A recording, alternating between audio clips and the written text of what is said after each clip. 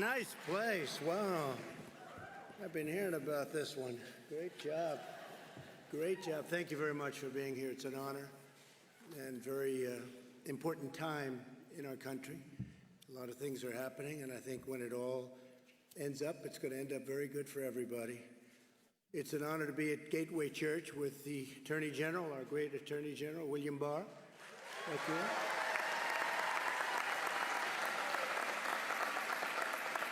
And my friend Ben Carson, who's done a fantastic job at HUD, Secretary. And a young star, Jerome Adams, General. Where is Jerome? Jerome? Along with a lot of my friends out in the audience. In fact, a lot of the great political leaders from Texas, I see. Some great, great friends, and I want to thank you all for being here. Faith leaders, members of law enforcement, so important. We want law and order. We have to have a lot of good things, but we have to have law and order.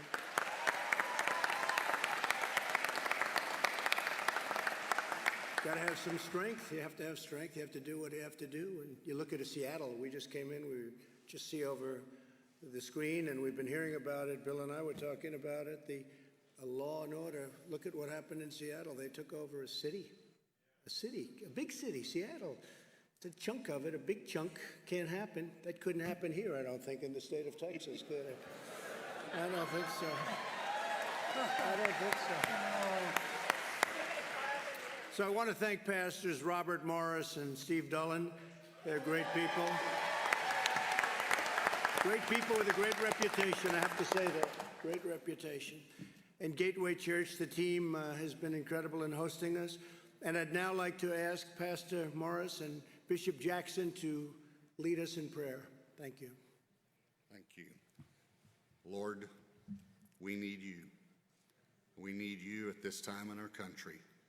And I thank you for our president. I thank you, Lord, for our leaders. I thank you, thank you, thank you. I know in the Bible that when something was emphasized, it was repeated. Holy, holy, holy. Thank you, thank you, thank you. Lord, that we are about to bring tremendous progress to a problem that's been here for a long time. And I thank you for this administration. And Lord, we pray your blessings and your guidance today on this meeting in Jesus' name. Jesus' name. Father, we thank you so much for what you're doing today. You have revealed so many things that are untoward, even evil. But we ask, according to Isaiah 50, verse 4, that you would give us the tongue of the learned, that we should know how to speak to the heart of this nation. Give us a word in season to him that's weary, and waken us morning by morning, God, that we would hear and speak. We have a great, courageous president who's a problem solver. And let him speak as your mouthpiece and act as your instrument. And we thank you for this time. Amen. Amen. Thank you very much, Bishop. Thank you. Thank you very much. I want to thank you, Bishop, and thank you very much, Pastor. That's great.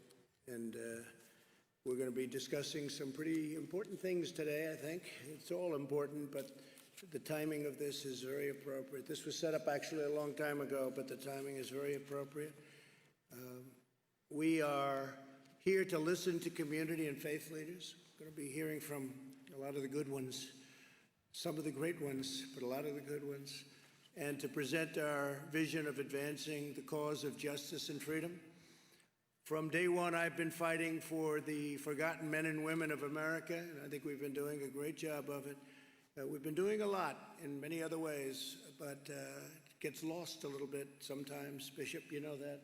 It gets lost. We've done so much, and a lot of the things that we've done that we're very proud of gets lost. Like we got criminal justice reform passed, and they've been trying to do it for many years, and they haven't been able to get passed.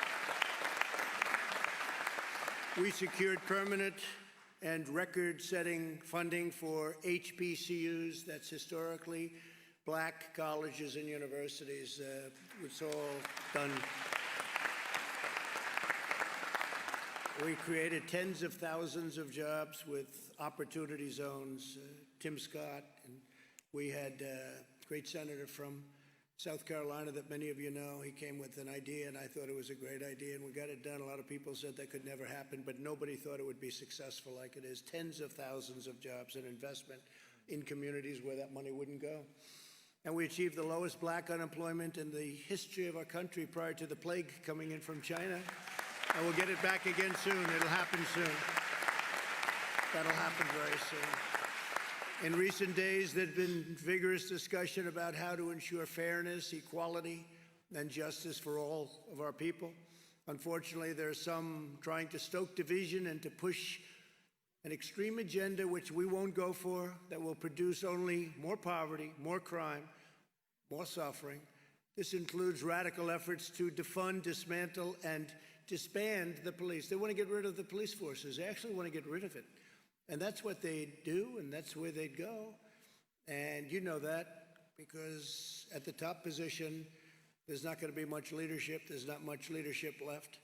Instead, we have to go the opposite way. We must invest more energy and resources in police training and recruiting and community engagement. We have to respect our police. We have to take care of our police. They're protecting us, and if they're allowed to do their job, they'll do a great job. And you always have a bad apple no matter where you go. You have bad apples, and there are not too many of them. And I can tell you there are not too many of them in the police department. We all know a lot of members of the police.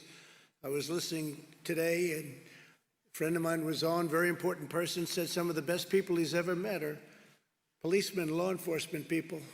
And they're taking care of people that in many cases they never even met before. And at great danger, at great risk. They get shot for no reason whatsoever other than they're wearing blue. They get knifed. You saw that the other night. It was a horrible thing. But there is no opportunity without safety. In Chicago, 48 people were shot and 18 people were killed in one day, Sunday, May 31st. Think of that. 48 people shot, 18 people killed. You don't hear about it too much. Every child should be able to grow up in a safe community, free from violence and fear. They've taken a lot of the police protection away in Chicago, and they have great, great police in Chicago. I know Chicago very well, but they're not allowed to do what they can do better than anybody. They could do the job very easily. Americans are good and virtuous people. We have to work together to confront bigotry and prejudice wherever they appear, but we'll make no progress and heal no wounds by falsely labeling tens of millions of decent Americans as racist or bigots. We have to get everybody together. We have to be in the same path, I think, Pastor. If we don't do that, we have problems, and we'll do that. We'll do it. I think we're going to do it very easily. It'll go quickly, and it'll go very easily. We have so many different elements of strength in this country. We have such potential in this country. We have the greatest potential. We have the greatest country in the world. But we get off subject. We start thinking about things that don't matter or don't matter much. And the important things we don't even discuss. But we're here to discuss some very important things today. Politicians make false charges, and they're trying to distract from their own failed records. They have some very bad records. And these are usually the ones that cause the problems or can't solve the problems. These are the same politicians who shipped our jobs away and took tremendous advantage of all Americans, but African-American middle class. So much of that wealth and that money and those jobs went to China and other countries, and they get trapped. They get trapped. They get trapped in a government morass. They get trapped in bad government schools. So I'm going to be announcing 4 steps to build safety and opportunity and dignity. First, we're aggressively pursuing economic development in minority communities. We're doing it very powerfully. We've done it with opportunity zones, but we're going to go above that. At the heart of this effort is increasing access to capital for small businesses, and that's with minority owners in black communities. And we're going to get it done, and it should have been done a long time ago. It's been very difficult, very, very difficult for some people. Been unfairly difficult. Second, we're confronting the healthcare disparities, including addressing chronic conditions and investing substantial sums in minority-serving medical institutions. We have medical institutions in some areas of our country that are a disgrace. I was going to say not up to standard. They're much worse than not up to standard. They're a disgrace. Take care of it. Third, we're working to finalize an executive order that will encourage police departments nationwide to meet the most current professional standards for the use of force, including tactics for de-escalation. Also, we'll encourage pilot programs that allow social workers to join certain law enforcement officers so that they work together. We'll take care of our police. We're not defunding police. If anything, we're going the other route. We're going to make sure that our police are well trained, perfectly trained, they have the best equipment. Yeah.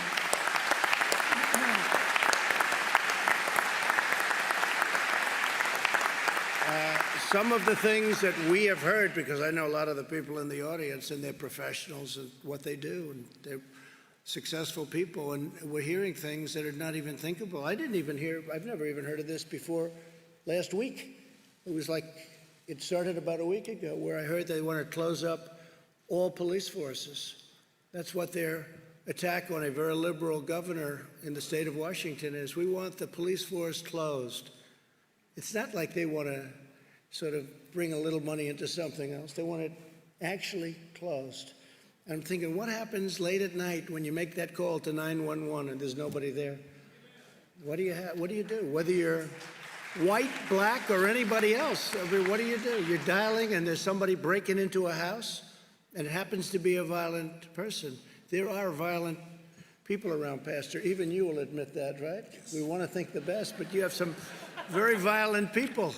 And when they're breaking into your house at 12 o'clock in the evening and you're sitting there and you don't have a police force, they're actually talking about not having a police force. Well, that's not happening with us. We're going to have stronger police forces because that's what you need. In Minneapolis, they went through 3 nights of hell, and then I was insistent on having the National Guard go in and do their work. It was like a miracle. It just, everything stopped. And I'll never forget the scene. It's not supposed to be a beautiful scene, but to me it was, after you watch policemen running out of a police precinct. And it wasn't their fault. They wanted to do what they had to do, but they weren't allowed to do anything. It wasn't really their fault, but they were running down the street. They weren't allowed to do what they're trained to do. And they took over the precinct. They essentially burned it down. I'm pretty good at construction. I want to tell you, that was almost what we call a complete renovation, if you're lucky. And it was a very sad thing. I don't think I've ever seen anything like that. But we are very proud of the fact that I called, I said, I'm sorry, we have to have them go in. And they went in, and it was like a knife cutting butter right through, boom. I'll never forget, you saw the scene on that road, wherever it may be, in the city, Minneapolis. They were lined up, boom, they just walked straight. And yes, there was some tear gas and probably some other things, and the crowd dispersed and they went through. By the end of that evening, and it was a short evening, everything was fine, and you didn't hear too much about that location having problems anymore. They went to other locations, and the same thing would happen. As an example, Seattle would be so easy to solve. We have a governor here of a great state. It's called Texas. He would solve it very easily,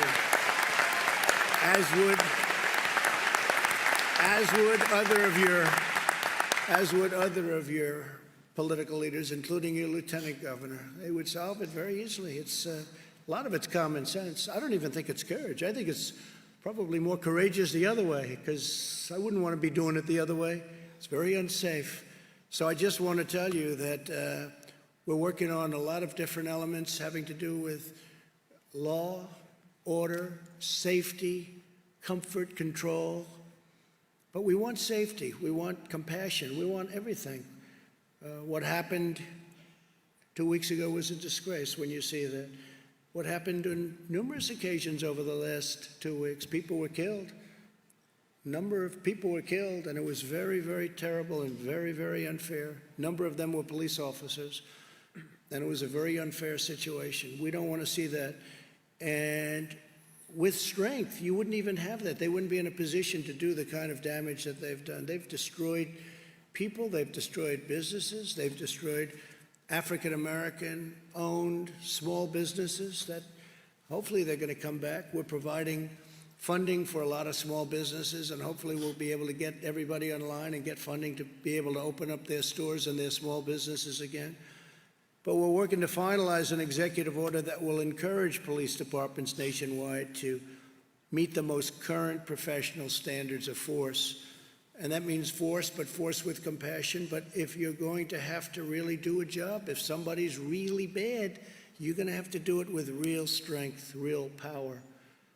And I said, and people said, oh, I don't know if we like that expression. I said, we have to dominate the streets. You can't let that happen, what happened in New York City, the damage they've done. You have to dominate the streets.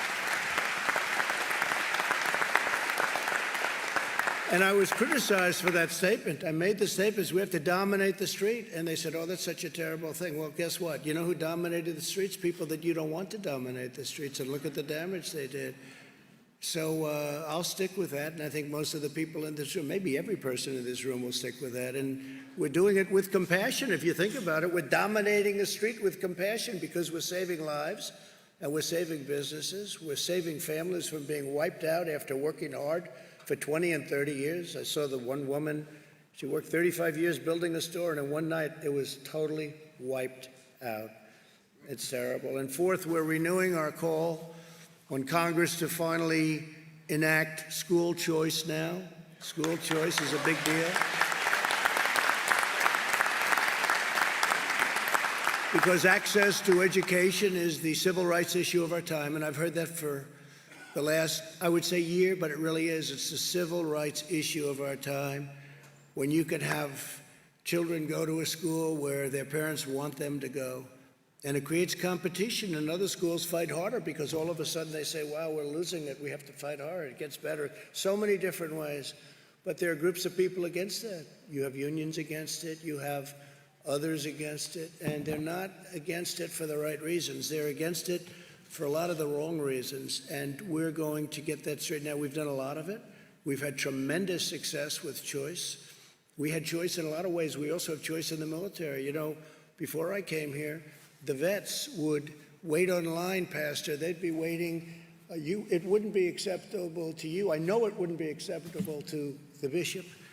I know it's going to be acceptable to you. They'd wait for 4 or 5 weeks to get online, a vet, where they were sick. They were feeling badly, and they'd get online, and they'd say, there's a 6-day wait, sir. There's a 2-week wait. There's a 1-month wait. And you'd have people online that weren't very ill, and they'd be terminally ill before they got to see a doctor. They'd die. And for years and years, they've been trying to get veterans' choice. That means if you can't get to a doctor reasonably quickly, you go outside, you go to a local doctor around where you live, and the government pays the bill. And by the way, it sounds expensive. It's very cheap by comparison. It's actually much better. Now, most importantly, we take care of our vets. By far most importantly.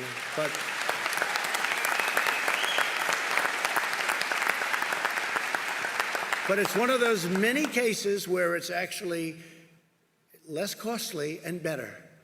Sometimes you'll see a building, it costs less money than another building that costs more because the one that built the one that costs more, this one looks better.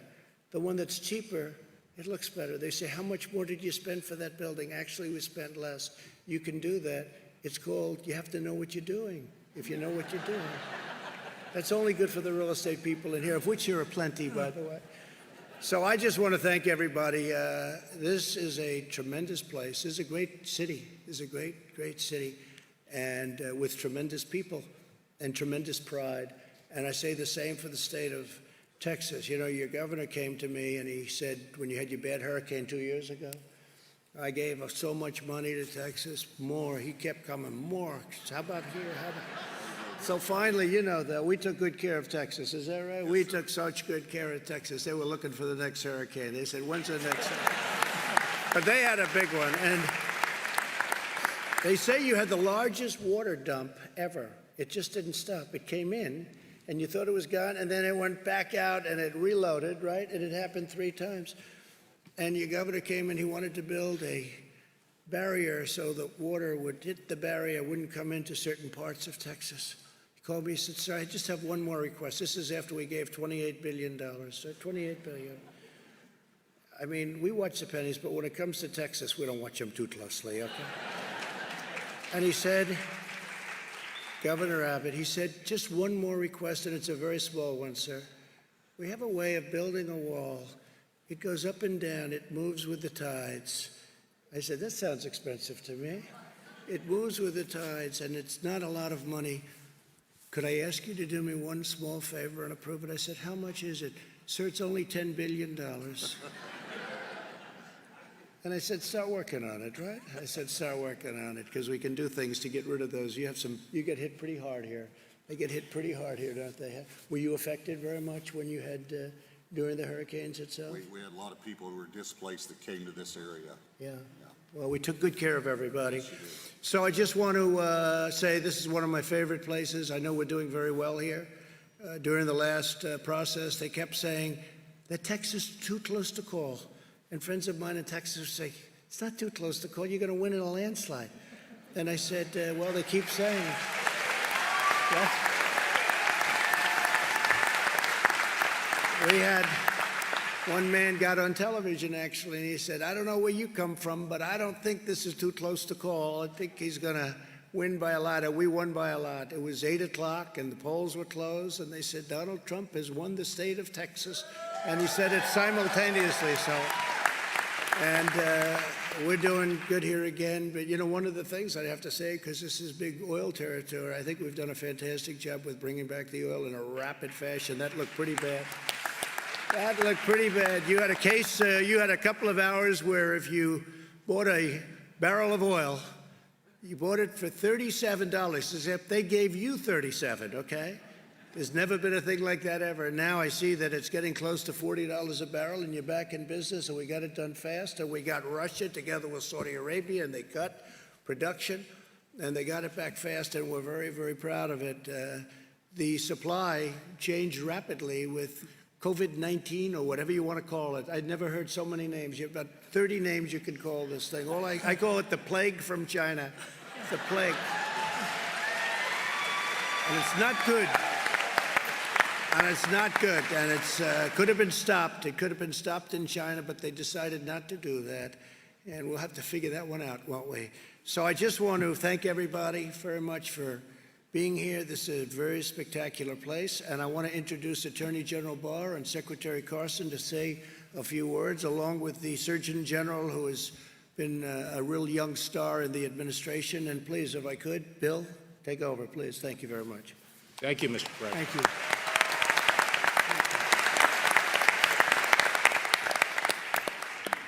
Thank you, Mr. President, and thank you for convening this discussion. And I'd like to thank the many impressive leaders, civic leaders, religious leaders, and colleagues from law enforcement who are here.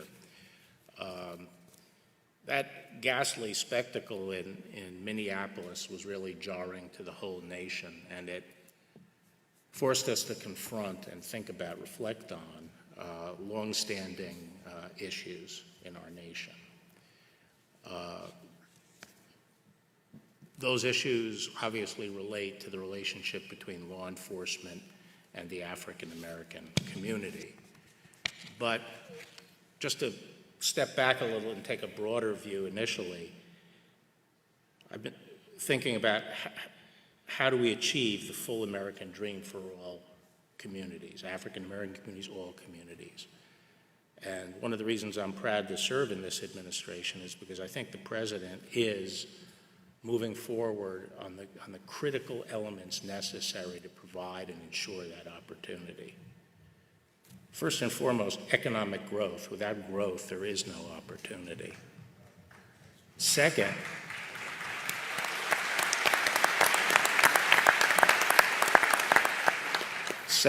education. I think Condi Rice said a few years ago, it's the civil rights issue of our time, because without a good education, we are not allowing our young people to seize their opportunities and pursue their dreams.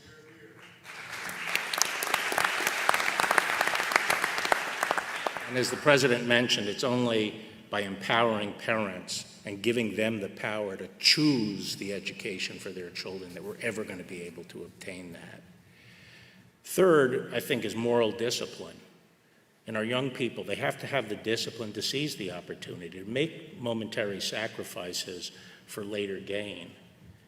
And traditionally, that has come, and people can find it perhaps from many sources, but traditionally that has come from religion, which our founders believed was the foundation of our republic.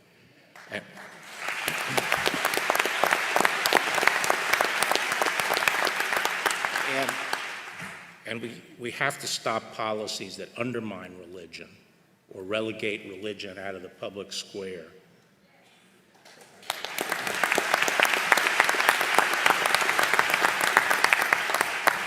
But now I get to my job, which is safety. Without safety, you cannot have progress. You can't have a life, a decent life in a community. And, you know, this was struck home to me 30 years ago when I visited Trenton when I was Attorney General last time, and I went to a small barber shop in an African-American neighborhood. And there were people there in their 60s and 70s, and they said, "Mr. Barr, we're in our golden years, and we are living behind bars. Look down the street. All the bars are on our windows, and the criminals run free on the street." Now, we've made a lot of progress since then. The crime rate has been cut in half. And a big part of that has been improvement in policing and the progress we've made in policing. And yes, the progress that police departments have made in building relationships with the community. I think law enforcement has understood for a long time that there is distrust in the African American community toward the law enforcement system. And when you reflect on our history, you could understand why. Because for most of our history, just up until the last 60 years, the institutions in this country, the laws and the institutions were explicitly discriminatory. There was not equal protection of the law, by law. And it's only been since Jim Crow that our laws have been changed to provide for equal justice. And what we've had really since, and so the civil rights effort up until that time was to tear down institutions. But I don't think now is the time to be tearing down our institutions, because we've been on a march for the last 50 years of reforming our institutions. And we don't need to tear them down. We have to be mature about this, and when we see problems, we have to redouble our efforts to reform our institutions and make sure they're in sync with our values. And I don't think anyone who's honest would deny that we've made a lot of progress in policing over the last 50 years. And in fact, you know, one of the things about this episode in Minneapolis was how fast both the state and federal law enforcement responded to dealing with that action. So I think that while we saw something very bad, it has helped perhaps galvanize the will of the country to bring good out of that. And we can't let that incident obscure the fact that progress has been made, that policemen are by and large, by overwhelming majority, good, decent people who care about their community and put their lives on the line for us, their neighbors.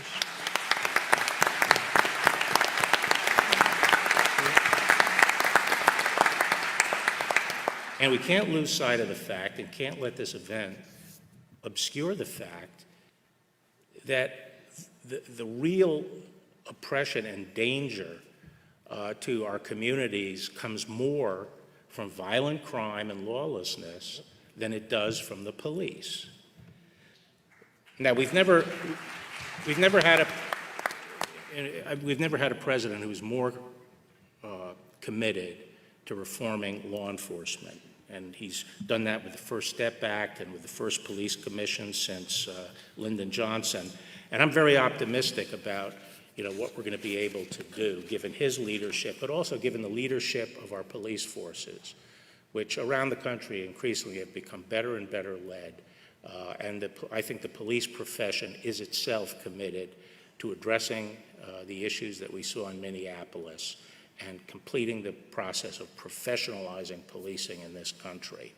And as the president said, we're working on a number of things through the commission that he set up and also through an executive order to propel that process even faster by looking at how we can encourage the adoption of guidelines about the use of force that are acceptable both to the community and to the police profession.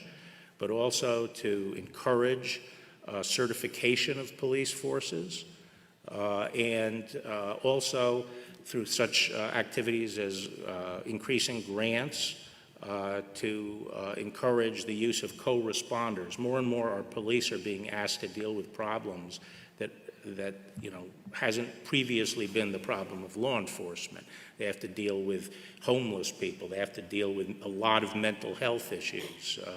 They have to deal with drug addiction, the drug addicts and so forth. And providing some additional support to the police in these areas is going to be important. So let me just say that the Department of Justice is committed to support the President's efforts here, do all we can to bring good out of this bad incident. Thank you. Thank you, Bill. Thank you.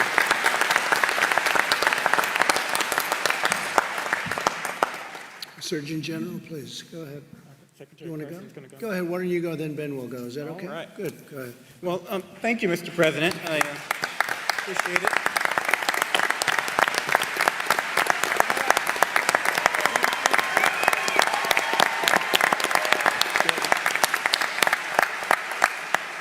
Thank you, everyone, for coming today. Thank you to the panelists.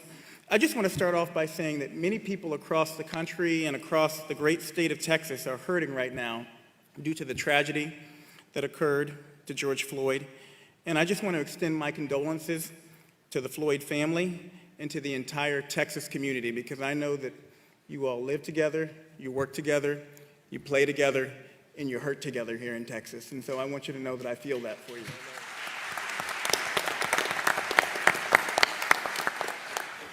The President asked me to give you a quick update on America's COVID-19 response.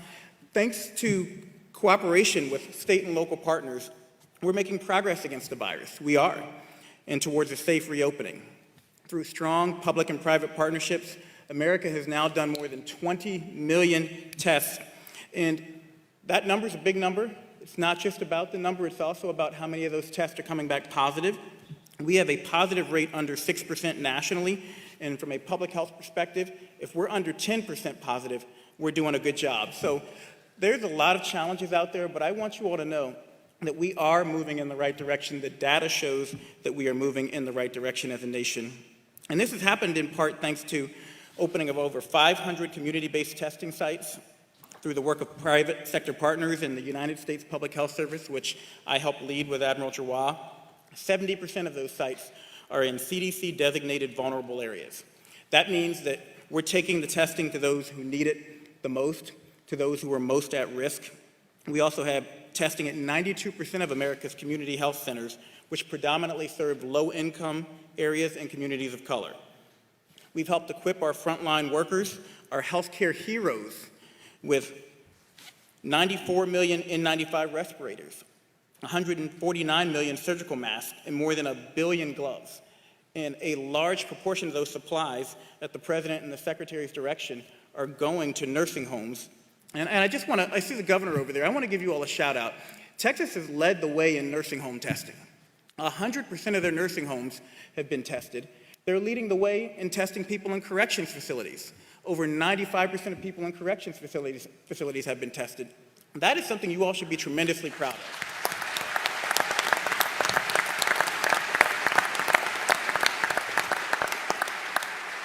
And these efforts have allowed states to proceed with a safe reopening while we work with states to monitor the incoming data. We know we're going to have clusters while we respond to spikes, and we adjust policies as needed. But I want you to know that safe reopening is crucial for other areas in health too. We need Americans to be able to return to cancer screenings. My wife just finished cancer treatment. If she'd had to wait 6 months to get her cancer screen, she might not be here today. We need people to get their surgeries. We need people to get their vaccinations. 4.2 million children are behind on vaccinations now because of the COVID closures. We know every 1% increase in unemployment equates to a 1.3% increase in suicides. 1.3% increase in suicides. So we want to reopen safely. We also have to remember that being shut down has health consequences beyond COVID. We know that being out of school is bad for your health. We need to get our kids back in school safely.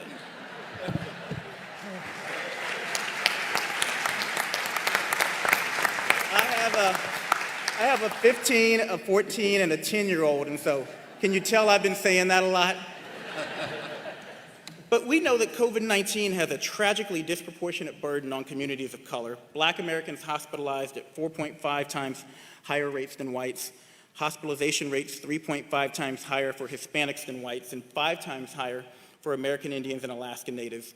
The fact is, this virus is exploiting and exacerbating pre-existing health disparities, and these disparate outcomes and opportunities for health are in part the anger, the frustration, and the fear that we're seeing manifest in protests around the country. And that's why it's important for people to know that beyond talking about the problem, at the President's direction, at Secretary Azar's direction, HHS and the White House Opportunity and Revitalization Council, or WARC, are focusing resources on minority communities. HHS recently allocated $15 billion to Medicaid providers and $10 billion to safety net hospitals, both groups of providers that disproportionately serve Americans of color. And I spent the last 10 years working at a safety net hospital, Eskenazi Hospital in Indianapolis. I can tell you, those are the places that are doing the work. Those are the places that, at the President's direction, we're focusing our resources towards. We're working with the Consortium of Black Medical Schools to fund and scale local efforts in communities that, again, reach communities of color. CDC now requires all testing data reported by states include information on race, ethnicity, and zip code, so we can continue to further refine and focus our strategy on the hardest hit communities. CMS is deregulating telemedicine to make ongoing care for many medical conditions safe, accessible, and convenient for the patients and for healthcare professionals. Again, we can't afford to let people continue to go without their care. And the administration's emphasis on public-private partnerships is allowing us to progress towards a vaccine and treatments at a record pace as a part of Operation Warp Speed. I want to add that SAMHSA has just funded 3 community behavioral health clinics right here in Texas with the CARES Act funding. Some of your congressional representatives are here. I want to say thank you to you all for passing that into the President for signing it to address COVID-19 and behavioral health needs. These facilities integrate mental health, substance abuse treatment, and physical health care in one setting and provide 24/7 crisis intervention services. Another notable mental health awareness training grant is in Austin, where funds are used to train community health officials, including law enforcement, and we have many of them in the crowd today, on recognizing signs and symptoms of mental illness and mental health crises and how to help an individual who's struggling. That's all part of reform. That's all part of reform in the positive direction, giving our frontline workers the tools and the training they need to be able to take care of these difficult situations. As Mayor Sylvester Turner said at George Floyd's funeral, we must encourage business leaders to invest in our underserved communities, and that's what the White House Opportunity and Revitalization Council is all about.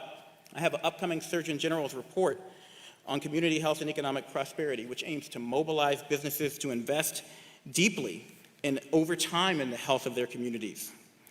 Finally, to focus on chronic conditions that disproportionately impact Black and brown people and may worsen because of COVID, Secretary Azar has instructed my office to accelerate the release of 2 calls to action. The first on maternal health, addressing the fact that women of color suffer more complications and a much higher risk of dying around childbirth. Black women are 4 to 5 times more likely to die around childbirth than white women.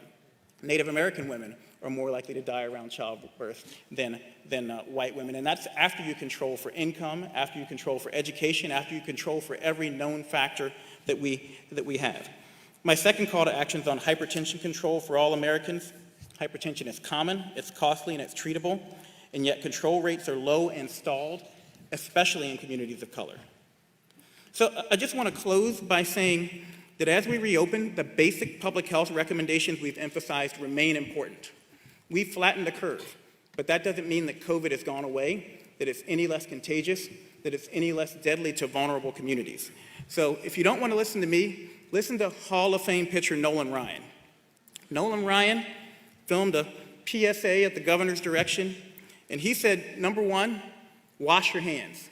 Wash them more than you've ever washed them before in your life. Number 2, follow your local and state guidelines around social distancing. This virus likes to spread person to person.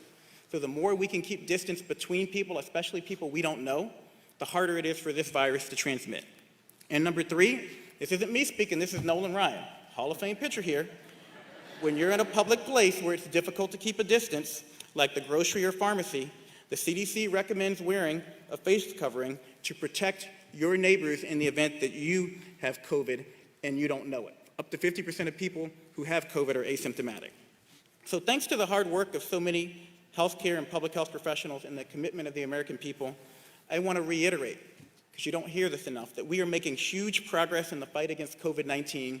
And as a member of the task force, I can tell you that we frequently talk about the great work Texas has been doing up until this point to keep the people of Texas safe, to keep the most vulnerable members of their community safe.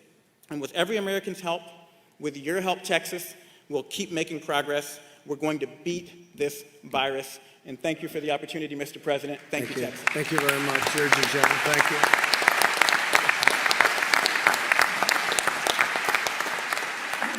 Ben Carson, please, Ben. Okay. Well, thank you, Mr. President, for your leadership and your courage. I don't know of anybody who could stand up to all the criticism you get every day. 24. Do we have a joke? Thank you. You know, our nation is continuing a path of renewal and recovery from the coronavirus pandemic. But since the beginning, the President has talked about being a champion for the forgotten men and women of this nation. That's exactly where we've been concentrating. And it's been an honor to serve in an administration with that goal. And I'm excited to see America beginning to bounce back. The infrastructure, the economic infrastructure of our country is very strong, secondary to the abolition of multitudinous regulations and targeted tax cuts. It's still there. That foundation is there, and we will be able to get back on that track pretty quickly. But to help speed this rebound, the White House Opportunity and Revitalization Council was formed to really help the long-forgotten communities achieve economic opportunity. And it has been refocused at your direction to help America's hardest-hit communities achieve economic recovery, overcome health disparities, and thrive through educational and workforce advancement.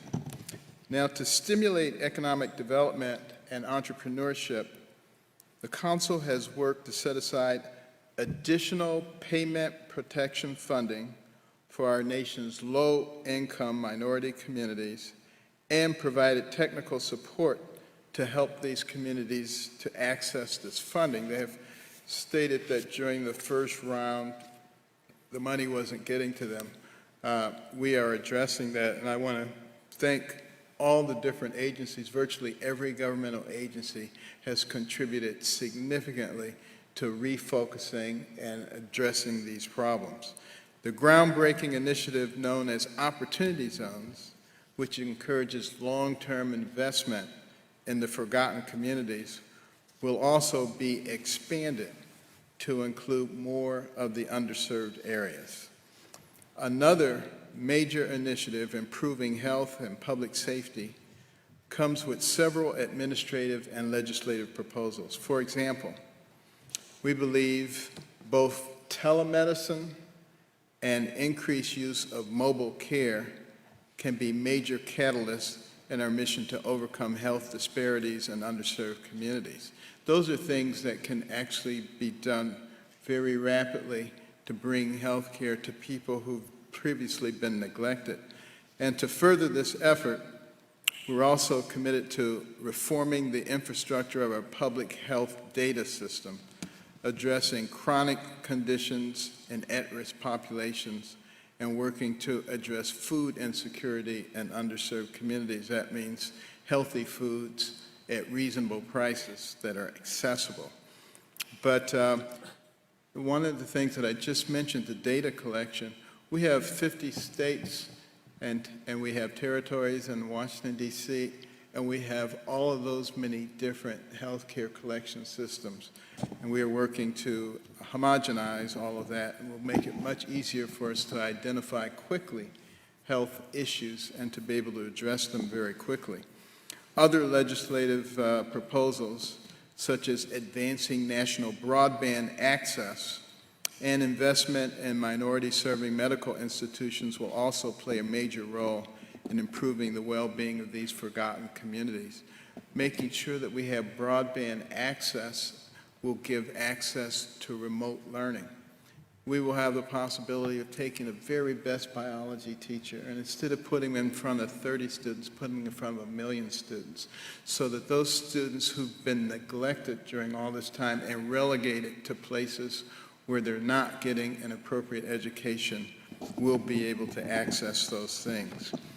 But to guarantee the fruits of these efforts and that they're long-lasting, we understand the need to go forward with a long-term view through our focus on education and workforce development. Education and workforce development is what leads to real independence for people. And the Council supports empowering disadvantaged students with dual enrollment opportunities, the creation of new short-term education and career pathways, and increased access to capital for our nation's HBCUs. School choice measures, presidential scholarships, and second chance Pell Grants to reintegrate formerly incarcerated individuals are initiatives that will prove valuable investments in our country's human capital.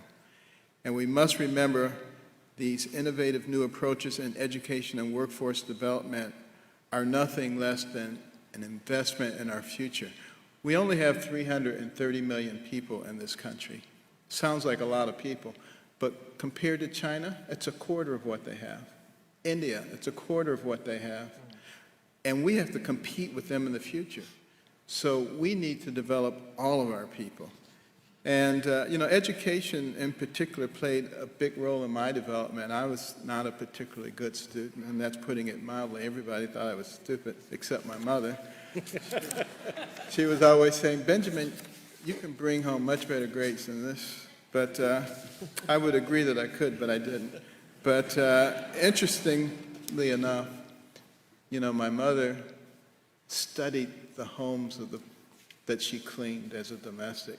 She came from nothing, my mother, 24 children, got married when she was 13, dire poverty, discovered her husband was a bigamist. But she was still smart enough to study those people who had these beautiful homes, and she figured that the reason they did so well is because they were well educated, and they read a lot, and they didn't watch a lot of TV. So she came home and imposed that on me and my brother. And we were not happy campers, let me tell you. If it were today's world, we would have called social services and they'd taken her away. But what a difference it made, starting to focus on education, starting to read books, to read about people from lots of different backgrounds, entrepreneurs and scientists and explorers and surgeons. And I begin to recognize that the person who has the most to do with what happens to you is you. It's not somebody else. And nobody can stop you once you decide that that is the case.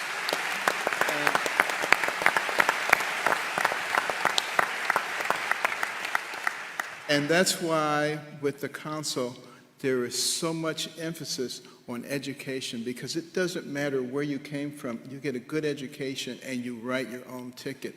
And we must reject those people who are trying to prevent school choice, who are trying to prevent the presidential scholarships, all the things that are there to empower people. And you will see a lot of that coming out of this administration. And, these investments in innovation give me a tremendous amount of hope for the future of this nation. Mr. President, under your leadership, I'm confident that the American people will emerge stronger from this pandemic and more determined than ever. And we, the people, will recognize, despite all the forces to the contrary, that we are not each other's enemies. And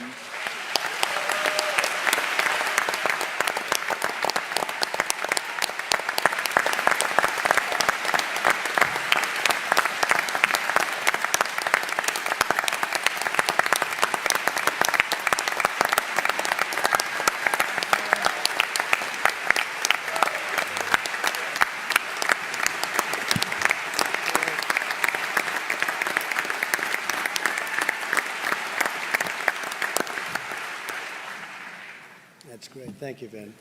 Well, that was pretty good. Standing O for Ben. He's used to that. He's used to it. Great job, Ben. He's done a fantastic job at HUD, I have to tell you that. How about Scott? We'll go quick, Scott, so we'll get something. But Scott Turner is, he's a star. He's a young star. Go ahead, Scott. Well, thank you, Mr. President, and thank you for your leadership and giving me the opportunity to shepherd the White House Opportunity and Revitalization Council. And so thank you. And it's also been a great joy to work on a daily basis with Dr. and Secretary Ben Carson. And so, Dr. Carson, thank you for your leadership and your trust and confidence in me. I just want to deliver some good news along with Dr. Carson and everyone on the panel. You know, oftentimes you don't hear about the work of opportunity zones, but the Tax Cuts and Jobs Act that the President signed into law in 2017 created the Opportunity Zone Initiative. And the President created the Opportunity Zone Council. And that council was made up to take 18 agencies, 15 federal and 3 state and regional partners, and move in a singular motion to direct resources into our most distressed, vulnerable, forgotten communities. And with this, and that is, it's a tremendous time. And so our agencies on the council direct these resources. We found 270 action items to go directly into distressed communities to help the vulnerable people of America. And we've built tremendous coalitions, partnerships on the ground. We've been to over 60 cities. I've been to every one of them over the last year to visit people on the ground, education leaders, faith leaders, community leaders, business leaders, elected officials, Democrat and Republican. See, the thing about poverty, it doesn't care what party you are. The thing about revitalization, it doesn't care what party you are. We're coming together as a people for the good of the community. And oftentimes you may not hear about this, but we sit at convening such as this with all of these stakeholders at one table to have the hard conversations. What is the pain of the community? Why is the community distressed? And what can we do together, both black and white, Democrat and Republican, come together for the good of this community, for long-term sustainability, for generational impact. And because of that, because of these partnerships, because of this collaboration together, and many people all at this table have been working together to bring about generational impact. So long after we're gone and history tells the story, the Opportunity Zones is more than just a program. It's more than just a concept. It is a mission that is to outlast all of us. And I tell you that as you're here, because a lot of times people see a government program as just a check the box. This is not a government program. This is built from the grassroots, from the bottom up, to affect the people in America.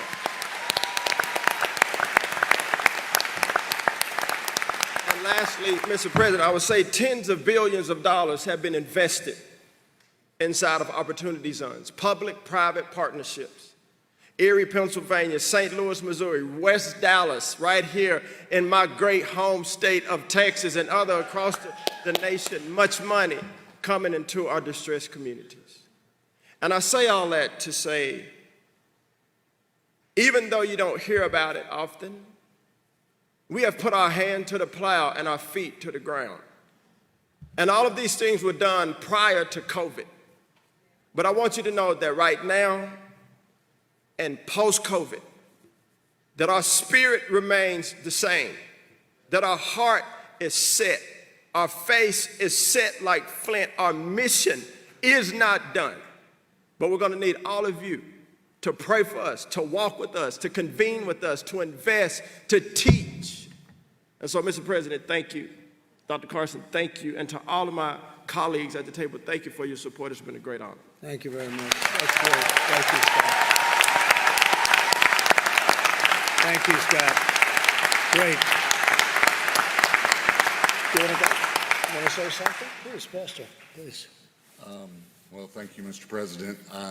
I just was thinking about that 30 years ago, I was serving as associate pastor at a small church, and I asked Bishop Harry Jackson to come and teach us on race relations, to teach us what we didn't know, because we don't know what we don't know. And now 30 years later, Bishop Harry and I are setting on each side of the President of the United States.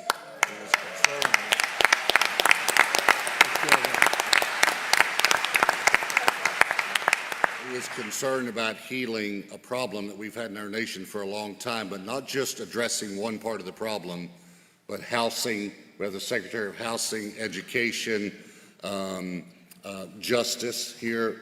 Attorney General Barr, thank you for being here. Thank you, our great governor, Governor Abbott. And I believe that we're going to work together and we're going to see freedom and justice for all in America. Thank you, Mr. President. Thank you very much. I appreciate it. Thank you very much. Great job you do here, too. Great job. Jack, go ahead, please. Thank you, Mr. President. Thank you, Pastor Morris, for offering your church. I think right now, like any other time in our nation's history, we need God.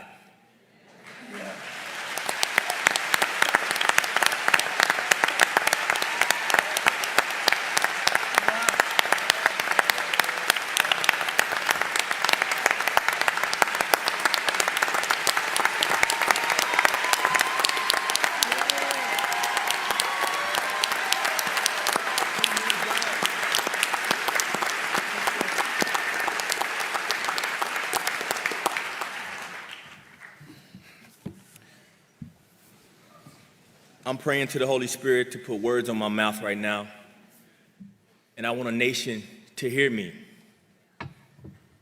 We need the fear of God.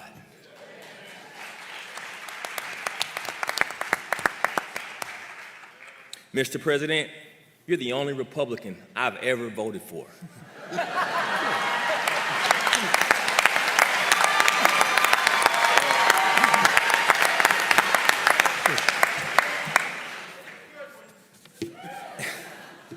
And I don't just say that to make you feel good.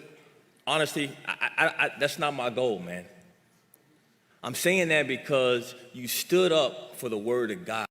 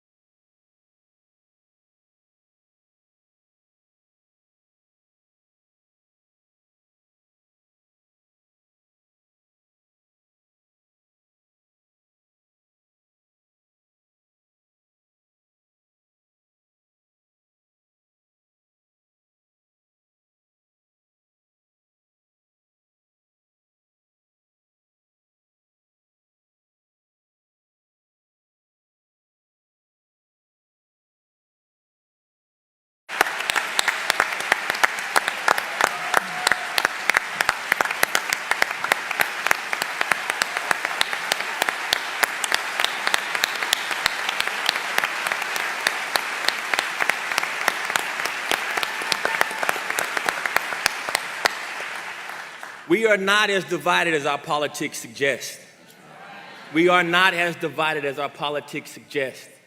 But I tell you what, this president, when I walk into my prisons, I'm blessed. I teach in prisons across our nation. Men who are broken, the most broken men in our country. Our Bible teaches us to serve those in prison. Our Bible teaches us to serve the poor.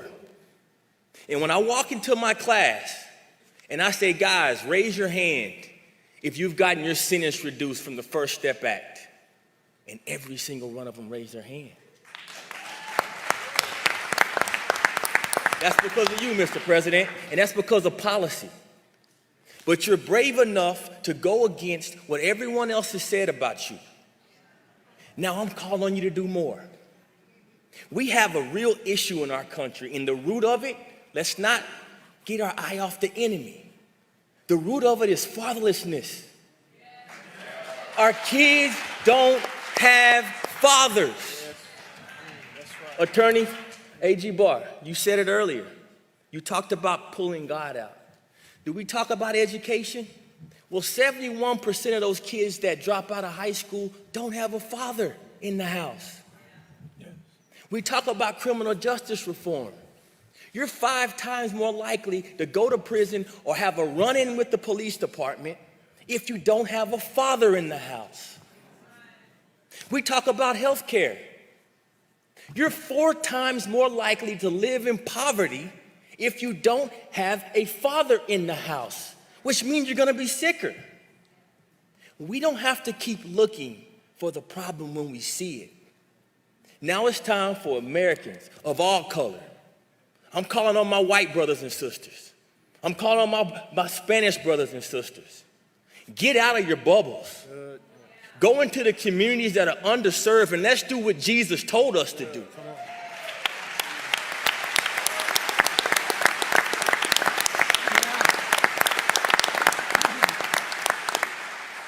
We can bridge this gap of fatherlessness.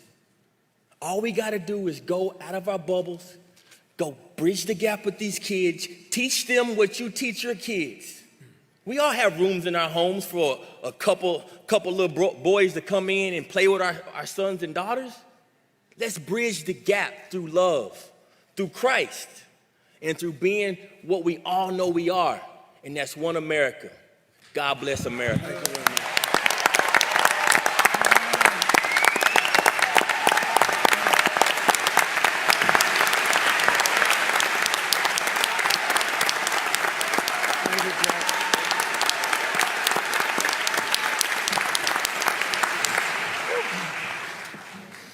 Anybody like to speak, please? Anybody? Who goes after that? Mr. President, I'd like to speak. My name is Will Douglas. I'm the owner of, thank you, the owner of Crimson Care Pharmacy Group here in Dallas, Texas, and I'm also a Republican nominee for state representative here in Texas. Yeah. First of all, I just want to thank your administration as well as Congress for getting the PPP loans. I'm speaking on behalf of my pharmacies as well as a dozen or so other pharmacies here in the state of Texas that benefited from those. Because of the PPP loans, I was able to not have to let any of my employees go. And in fact, I was able to hire additional employees because our business model had changed overnight. No longer could customers come into our store, they were having to go through the drive-thru, which created a whole litany of other issues. So for that, thank you. The reason why I'm running for office is because, to me, capitalism is the most important thing. Capitalism has created this bastion of free market enterprise that we have here in Texas, with Dallas being the crown jewel. And I'm afraid that we're going to lose that system that lifts people out of poverty. I was on a call with leaders in the black community here in Dallas the other day, and one of them said something to me that has stuck out, or that did stuck out, and I can't let it go. And that's that, I think he said it was an African proverb, but that a child that is not embraced by the village will burn that village down just to fill its warmth. As Republicans, we have to find ways to make capitalism embrace the people that it's left behind. Because if we don't, the next time, it won't just be villages and businesses that are being burned down. It will be this system that has lifted so many people out of poverty.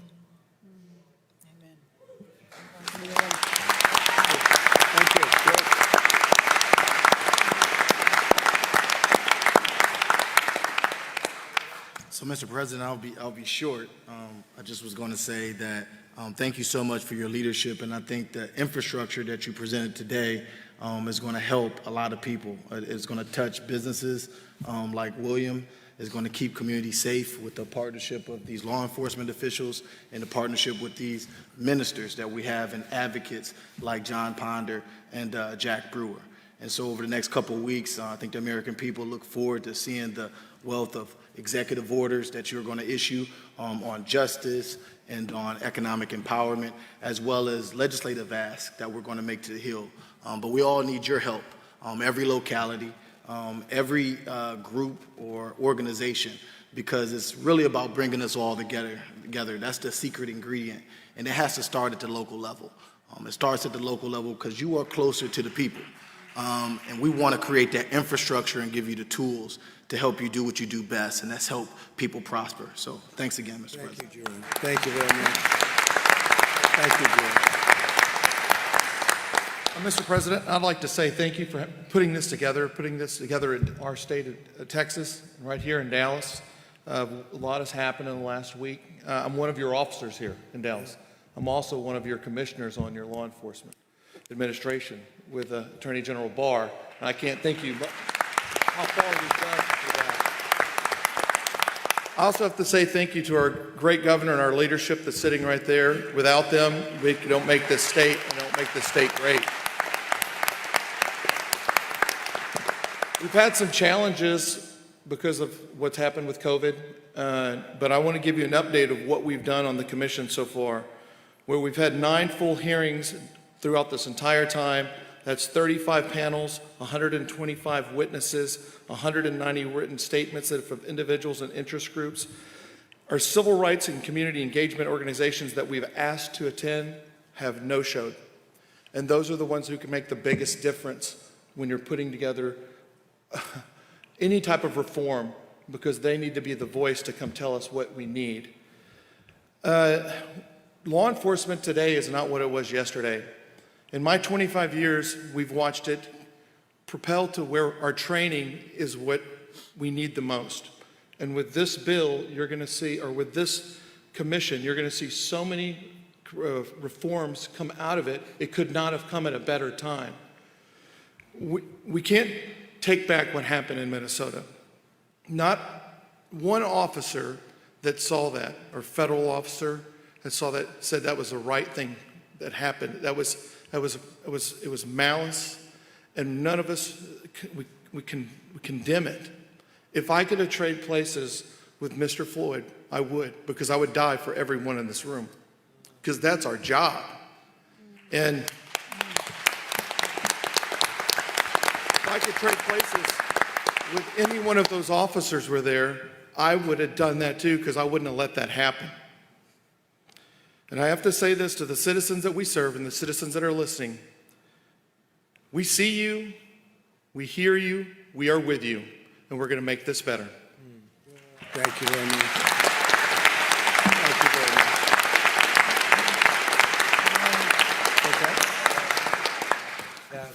Mr. President, I just want to thank you for your leadership. Echoing sentiments of some of my colleagues up here today, thank you for your stance on criminal justice reform. Thank you for not forgetting about the forgotten people.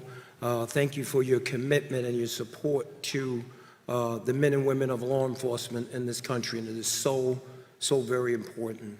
My name is John Ponder. I'm the CEO of a ministry called Hope for Prisoners. And what Hope for Prisoners does is we work with men, women, and young adults that are exiting different arenas of our judicial system to provide the supportive services to help them to be able to successfully reintegrate back into their home, back into the workplace, and ultimately back into the community. And Mr. President, thank you for coming out and attending the graduation ceremony for those 31 men and women who were released from prison. I cannot tell you the wind that was beneath their wings, because you came and spoke life into them. And they're on a whole new vista of life right now because of that. Great job. Great job. One of the huge components, this is why I'm so supportive of your stance on law enforcement, because one of the key components to this reentry mechanism that we built up is our partnership with the police. Our local sheriff in Las Vegas, Nevada has given us close to 100 volunteer police officers that are mentoring and training men and women coming home from the prison system. And sir, never before in the history of reentry Nowhere on this planet to this magnitude have the men and women from law enforcement come alongside formerly incarcerated folks and help them to successfully reintegrate back into the community.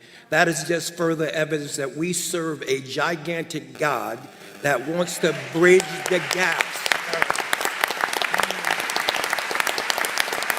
And in that's why that is so important, because what God wants to do, the Bible calls it the repairer of the breach.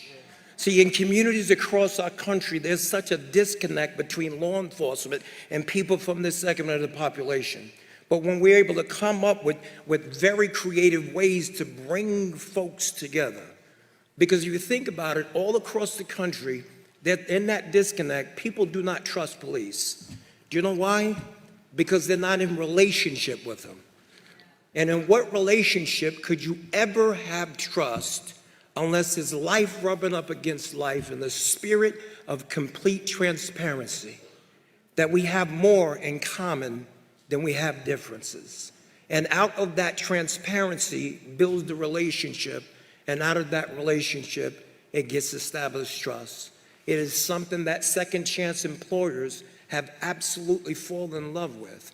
When you can tell the employer that the person that just came home from prison, that the mentor is a captain of the Las Vegas Metropolitan Police Department, that begins to just open doors. So I thank you for that. Looking so very forward to the direction that we're going. And on behalf of the men and women who are incarcerated right now in our prison system across the country, thank you for creating that atmosphere for them on the inside. But I know that you have dug the trenches to create an atmosphere for them once they get released. So I thank you for that. Thank you, John. Very nice. Thank you very much. Very nice. Great job you're doing, John. Great job. Please. Thank you, Mr. President, for putting this together today. I've learned so much from these men and women on this stage. I really appreciate that. Thank you for, my name's Dr. Robin Armstrong, and I'm a physician, and I've had an opportunity to treat many patients with the plague from China, and it's been, and with the COVID-19, and so we've had a lot of opportunity. Thank you so much for breaking down some of the regulatory barriers in the FDA to allow us to use medications like hydroxychloroquine.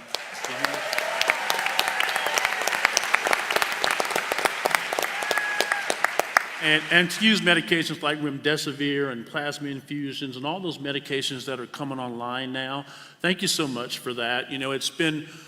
I had the opportunity to, we had a nursing home in South Texas that had an outbreak of COVID-19, and we saw a lot of nursing facilities around the country that were having horrible outcomes and many deaths.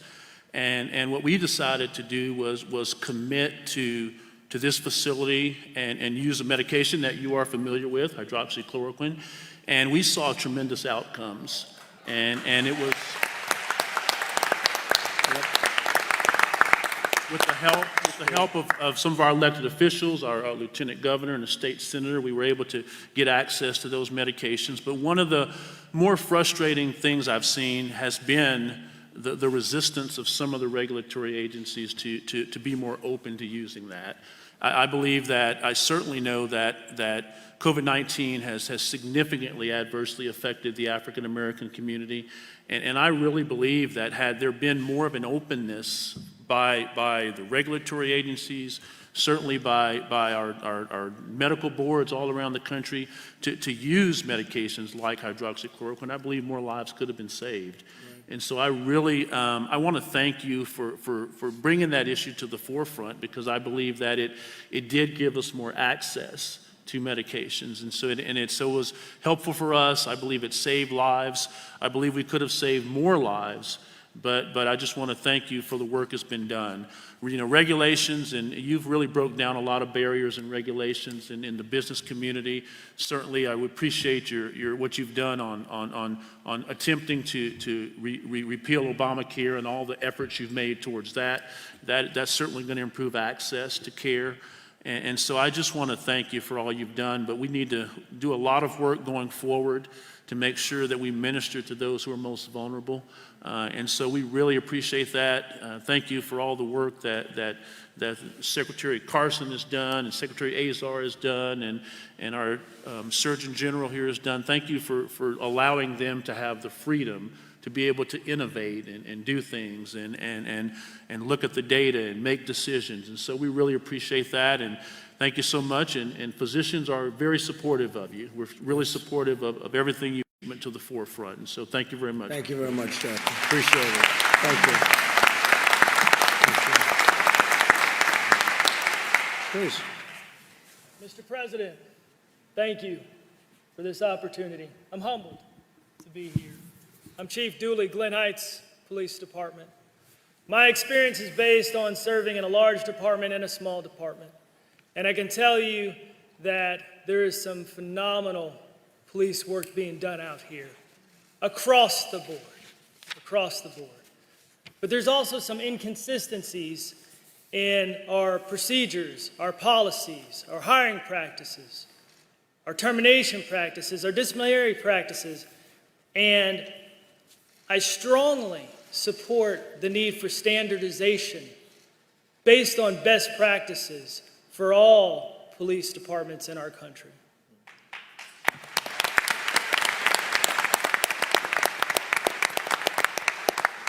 I thank the President for his foresight for making these things come to happen. I know they're coming, and we need it. We are a country of very good departments. But we need to be a country of great departments. And this message today is about the transition to greatness. We have an opportunity in this country to transform the future of law enforcement. But we need to make sure that we have a relentless pursuit of dedication to public service at all times and at all levels. Specifically, national consensus policy on use of force, every chief would be in support of that. Mandatory participation in a national use of force database, yes, it needs to happen. Development of national statements for discipline and termination of police officers, that needs to happen. Development of a police officer decertification database, yes, we need to be able to get those bad apples out of our industry. So what happened will never happen again. We need to enhance the police leadership and culture, and it starts at the top. We have some great leaders in this country, but we can always be better. We can always continuously improve. We need to implement improved recruitment, hiring, and promotion practices that are dedicated to having officers that are relentlessly pursuing the service of not the community, but our community. It's about not dividing us, but uniting us, and understand that we come from the community. We need to enhance the ability for police agencies to implement effective discipline.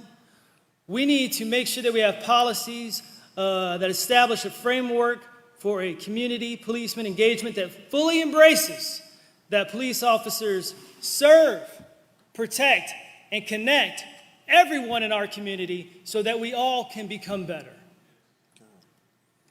We need training. This is not the time to defund police departments.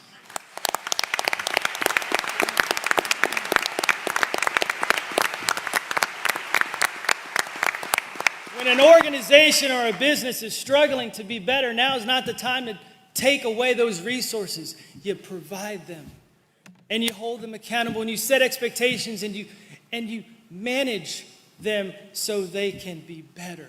That's what you do. We need more training.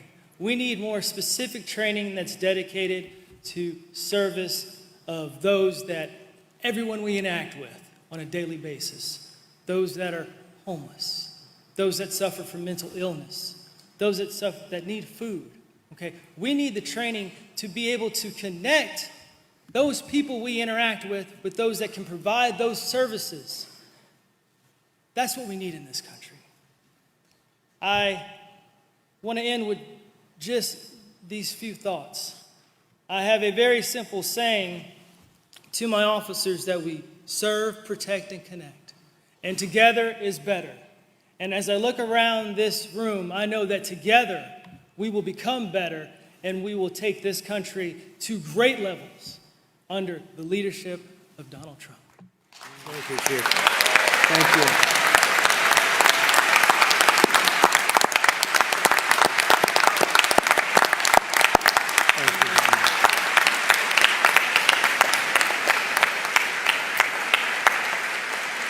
Thank you very much. That's beautiful. So it's time to say goodbye. We'll be back. We'll be back. And I just want to thank Bishop. You've been my friend for a long time, and I appreciate everything you've done and everything you've said. A great unifying source of strength and everything else, and I appreciate it very much. Thank you. Can I add one last thing Please. before you leave? Please. I'm tired of people blaming the current administration and others in our generation. These problems began many years ago. And what has been exciting to me is it was the church that began the abolitionist movement. It was the church and whites and blacks working together that started the NAACP. They didn't have a black leader at the beginning of time. It was the church that led through in the civil rights movement. So I want to offer you my support in these listening sessions in that the church needs to come together. I believe we can unify better than any group. And what we're looking for you to do is to give structural guidance, which you're working on, and you've already brought forth some amazing things. But I want to affirm that Democrats can't kneel down and wear kente cloth and stop black pain. Republicans can't take some one-time act and stop black pain. But I believe we've got a man here who's courageous enough to begin something that's tough and that we're going to this time heal. And so I weep over this. I pray for you, as you know. Thank you. And we believe that we're going to get it right. I got to say one last thing. I lost my late wife a couple years ago. I found out in dealing with her that sometimes you just got to listen, feel her pain. If you try to fix it too early, you're going to make a mistake. Sure, listening sessions are wise because it's going to give that cathartic process a chance.